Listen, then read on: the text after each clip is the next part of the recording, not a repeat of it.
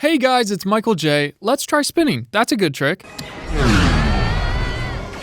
EA just announced their new Star Wars space combat simulator, Squadrons, and said they're going to be releasing it in just 3 short months. They're teasing us once again with playing as the bad guys and getting an Empire storyline, which would be awesome if they follow through with this time. They've taken the flying portion from Battlefront 2 and have given it some upgrades like power diversion throughout your entire ship on the fly, and a buttload of customization options and skins for your ships and pilots. They're only going to be asking $40 for this title, but there's one key feature they announced that's going to be the sole reason that I get this game. Unfortunately, if I'm serious about it, I'm going to have to sink another, $400 into it. Can you fly a TIE fighter? I can fly anything.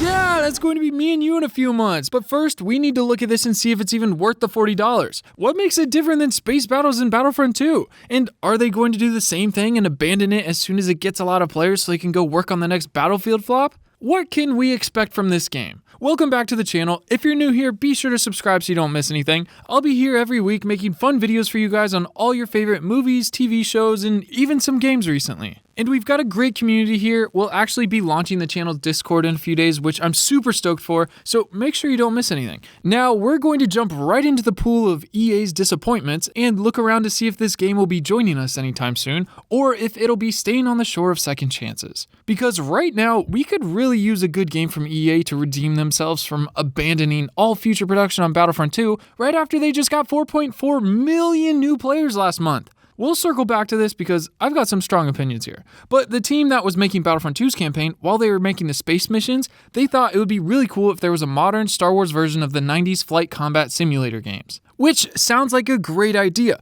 but you just gotta make it different enough from Battlefront spaceflight because that's already a thing. So to differentiate itself, they pulled a few tricks out of their sleeves. I'm hoping there's still more that they haven't told us yet, but I think the biggest thing is their power management system. Next to that, they said the entire game is only playable in first person. There's gonna be no outside cockpit views for flying, which is pretty bold. To not have a third person option is clearly an artistic or stylistic choice, whatever you wanna call it. But this entire game will be completely playable in VR. That's insane! On PS4 or PC, you can just play through the whole game with a headset. Battlefront had a 20-minute mini demo for this idea a few years back, but this is a whole game, and apparently there will be voice chat in this game, finally! I don't know why on earth they didn't put voice chat in either of the 2 remakes of Battlefront, especially when they released the Squads update where they wanted you to be able to play with friends and mini teams, but how are you supposed to play with them and work together when you can't even hear each other? I mean, thank goodness someone realized they forgot to put it in those games and they decided to put it in this one.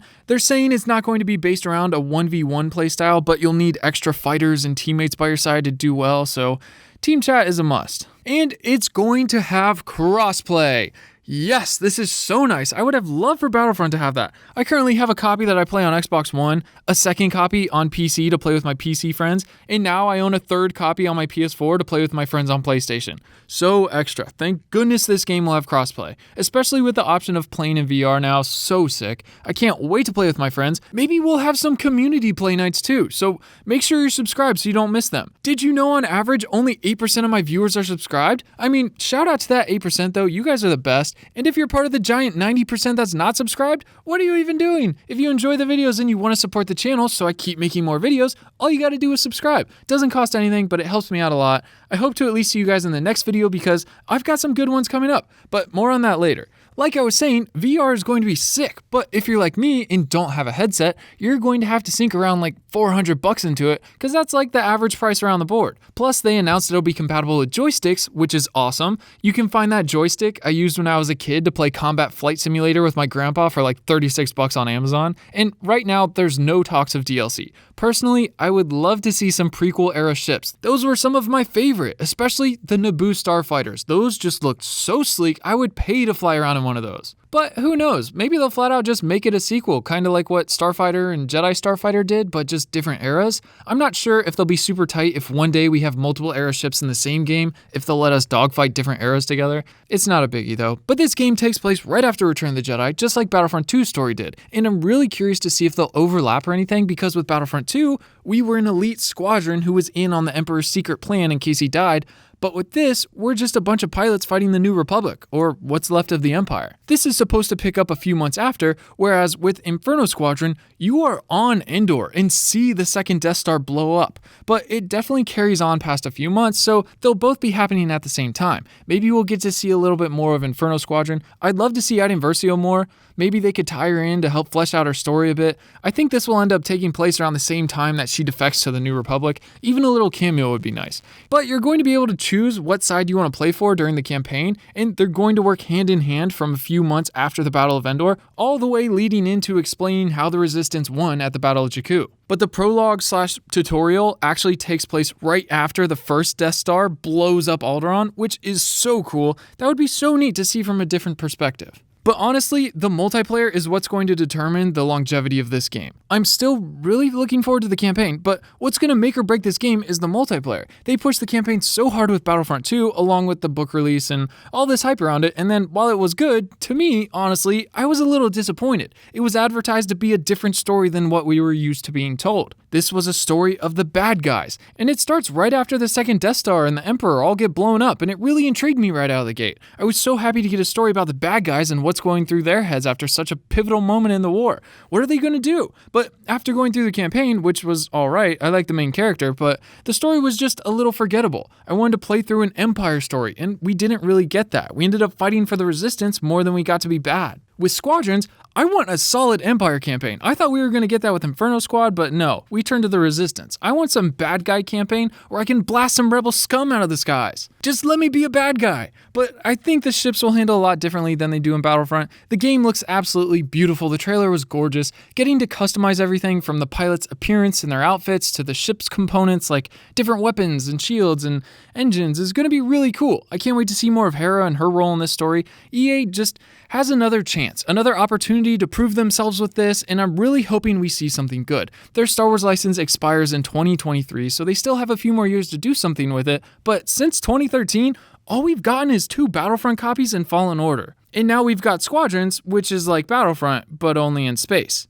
I appreciate what they've done, but in my opinion, with all the new eyes and interest on Star Wars right now, and with it being such a big franchise, EA came nowhere near where they should have been handling this license. It's Star Wars, for Pete's sake. Make some Star Wars games. So many people want to pay for these games, and you have so many studios. Please just take advantage of having exclusive video game rights to the Star Wars license and give us a reason for us to give you our money. Don't you want Disney to renew their contract with you? I know Bob Iger said he was happy with your poor performance, but he's not CEO anymore, and the new guy might not be as oblivious to how far away you are from coming anywhere near your expected potential. Honestly, I would love to see it just be open to any game studio that can pitch Disney a good enough idea and work well within their constrictions. Can you imagine all the different gaming studios competing to make the better Star Wars game? Honestly, that might just be what we need. Let me know down in the comments if you agree. I want to see more Star Wars games, and I want to see them handled better too.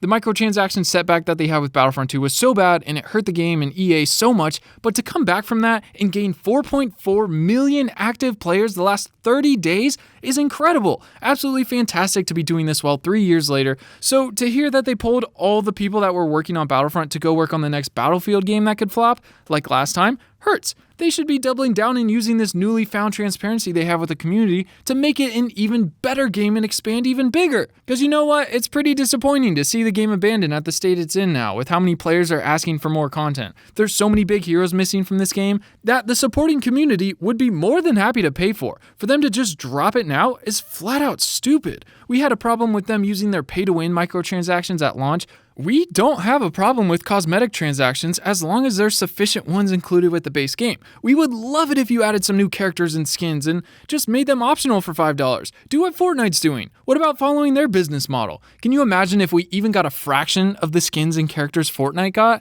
Okay, sorry, I'm getting a little off topic. I could make a whole video on this. Star Wars Squadrons is another chance for potential from EA. A chance to prove they're worthy to be giving a second chance with the Star Wars license. It's already close to what we've got for the flying portion of Battlefront, but still, show us something good. I like the concept of being able to route your ship's power to whatever component you need on the fly. Being chased from behind, put all your power into rear shields. It may leave your front vulnerable, but when you get a second, you can flip around and divert everything back to forward shields and lasers to blast them into tiny pieces. We'll see how it feels, but I think that and the customization options are what I'm most excited for at the moment. I'm really hoping it sounds good. Star Wars has the best sound effects, and they deserve to be taken advantage of to the fullest. I don't want the game to sound flat with wimpy engine sounds and a little pew pew here and a little pew pew there. I want to be able to feel the engines in my chest when a fighter rips by my cockpit. I want to be able to feel the oomph from each laser blast I fire. I want the explosions from my enemies blowing up to be the most satisfying fireball ever. And the option to play the entire game in VR is really impressive. That's something we haven't seen before. So to conclude, I'm just excited for more Star Wars content. EA's canceled 3 of their 6 games they were working on since they got the license, and at this point, I just want them to make some more games. This looks like a really great start, and I'm still going through Fallen Order, but I think I might be more excited to play Squadrons. Maybe we'll do some community play nights when it comes out if you're part of the Discord, which I'm finalizing the moderators today, and hoping to get it set up in the next few days. I'll let you know within the next video. But for now, comment your thoughts on the new game, and go watch one of these videos next. Shout out to the 8%, you guys are absolutely the best. And until next time, I will see you in the comments. Peace.